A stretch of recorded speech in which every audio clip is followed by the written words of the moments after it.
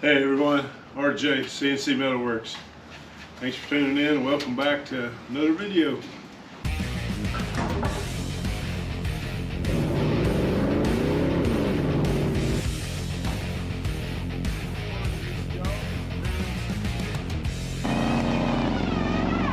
Shutting in the electrical for it, so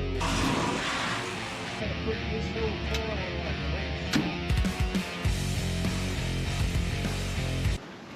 One of my favorite things to do is work on this little rat rod project. It started out as just goofing off. I realized quickly one of my favorite things to do. There's no rules, there's no plan, and I get the most amazing help from friends, from working on the car to parts they have laying around. And we're going to throw some of those parts in on this video. Really cool.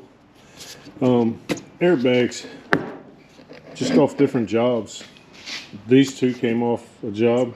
Might use them in the back. Hoping to use these in the front. Might have to figure out which one's a little more durable than the other or holds up more weight. But yeah, just hanging on to stuff. One of the best things that we can do is putting it on a car that rolls around. At least it's a cool way to store it and use it. This was actually for a job a long time ago. Had this for a long time, but you know, it gives us pedals, hydraulic clutch because we're running that little 4-speed, power booster, master cylinder, handle the brake knees. This thing's brand new. Y'all can probably find these, you know, in books, magazines, online, that kind of thing. But I'm not gonna lie, that gives us a quick in and out on pedals. Get past that situation. Found something in the scrap. I don't even know what this is. I think it's probably off an old Ford shoebox. I'm amazed that the little plastic handle's still any good. But what's neat about it is I just like it. So we could put that in somewhere. Maybe where we could hide the battery switch turn off or something. Anyway, we're just trying to be creative with stuff we got laying around. Transmission cross member. Still a solid old mount. Never got thrown away. We can use that. Some latches. Donated by a customer that changed his. Really cool guy. Does some really nice artwork.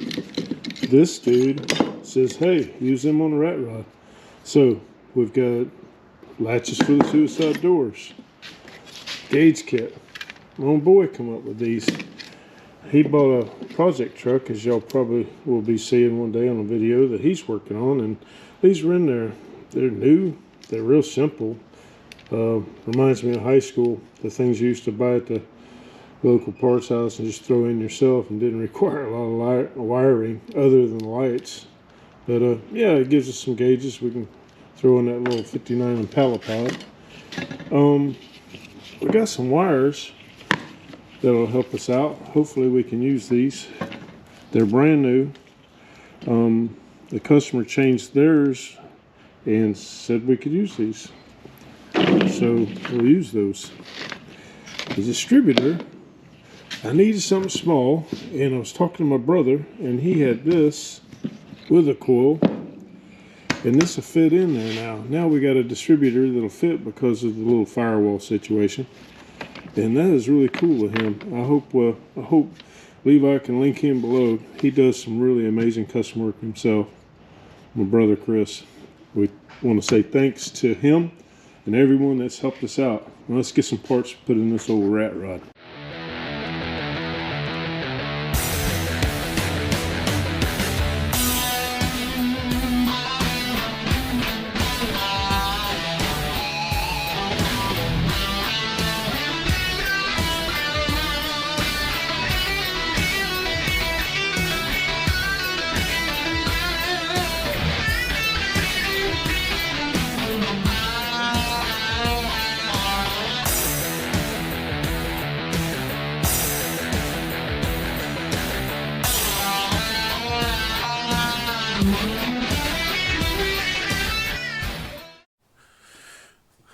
Okay, we are trying to figure out what we want to do here. As nice as this unit is, power booster, Nice master cylinder. We got our little clutch master. Nice set of pedals. This is really a cool unit just to be hanging around the shop. Stuck it in here real quick. Started realizing got some room issues. Shifter's got to go in here. Not quite enough room, so maybe I could get rid of this bracket or move this over, notch this in, do some bridge work out here on the outside, keeping the frame strong. But the problem is, as much as I like this old school through the floor kind of deal, if we run a slave on our pitman arm for our throwout bearing, we're not going to be able to do a whole lot of movement with our pedal, even if we go in, a couple inches. So with that said, I would have to take this off and run a hydraulic throwout bearing, do a lot of frame work just to make all this work. Well, sometimes easier or just making a decision and going back to the fact that this is a rat rod. I just want to make this thing go up and down the road like a redneck go-kart. So, got to digging around, and I found this bad boy. Come out of a 1966 Ford Bronco. Heavy duty, nice and square, easy to measure from. As hard as this is to do with one hand, try and give y'all an idea. Probably pretty noisy too. Anyway, if we go up here to the firewall, something like that, y'all can get a pretty good idea that we can run pedals probably somewhere right around in there. And I'm thinking we can even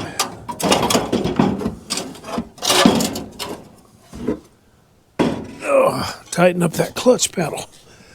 So, with that said, the idea is got pretty good space here, which trucks did that. But we could heat this up, bring this in a little bit, tighten up our position.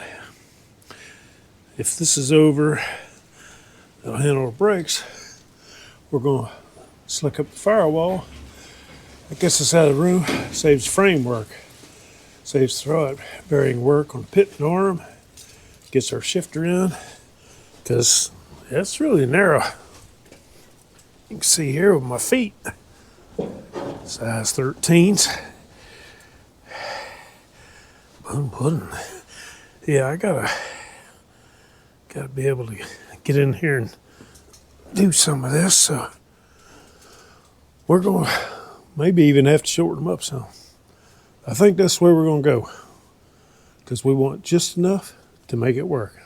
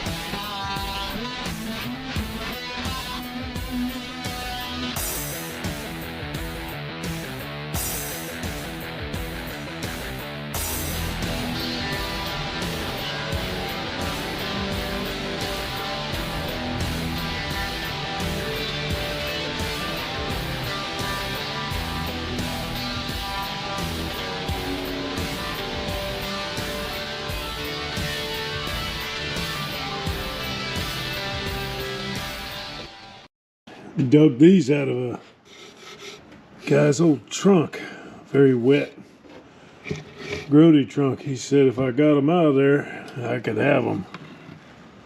Whoo! Yeah, we need some low profile valve covers just to do a job. We're gonna try to clean them up. Do a little blasting. It kind of gives a whole new name to the term patina. Rough as a cob right there. But you know what? That's Ratrod stuff. Mm-hmm.